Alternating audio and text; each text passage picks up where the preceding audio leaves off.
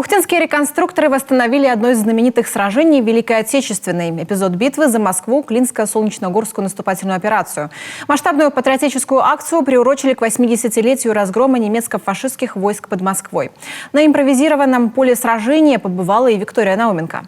Заснеженное поле, 20-градусный мороз. Погода та же, что и 80 лет назад под Клином, говорят организаторы. Условия нелегкие, а вот вжиться в роль участников событий, солдат и генералов Красной Армии реконструкторам так даже проще. Мы вспоминаем факты исторические, мы вспоминаем события для того, чтобы воздать честь, вспомнить подвиг наших предков, которые сражались в это непростое время. И для этого, собственно, мы здесь и собрались. Без стороны противника тоже не обходится. В эти роли вживаться сложнее.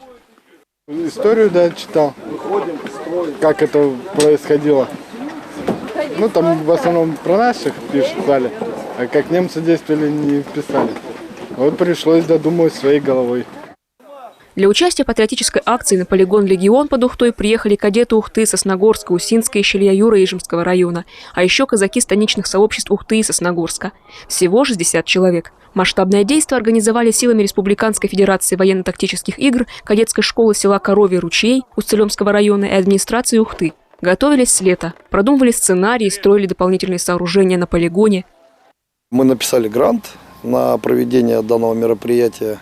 Администрация нас поддержала, выделила финансы. Мы приобрели кухню, которая у нас стоит. Сегодня будем угощать всех кашей полевой солдатской. А остальное за свои финансы. Чистим полигон, ставим домики. Также пригнали технику.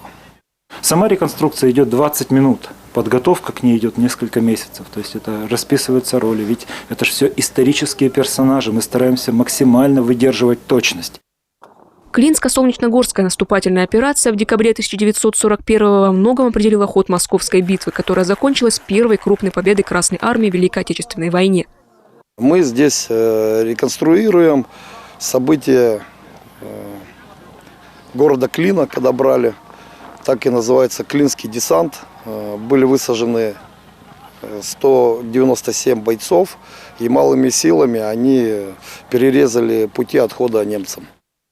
Согласно историческим данным, бойцов в Клинском десанте планировалось почти в 2 раза больше, но второй эшелон так и не вылетел. С КП армии командиру десанта передали: действуйте самостоятельно, не допустить организованного отхода войск противника. Теперь, спустя 80 лет, участникам реконструкции надо представить всю гамму чувств бойцов после такого известия. Бойцов, которые в итоге свою миссию выполнили. И это все надо обязательно доносить молодому поколению, в том числе и вот таким вот очень доходчивым способом, как военно-историческая реконструкция. Люди поняли, как в старые времена было тяжело, и как наши прадеды выживали в такой обстановке. В итоге все прошло по плану. Правда, из-за мороза мероприятие все же пришлось немного сократить, уложились в полчаса. Но свою основную миссию реконструкторы выполнили, как участники той битвы в далеком 41-м. Виктория Науменко, Павел Лагутин, телеканал Юрган, Ухта.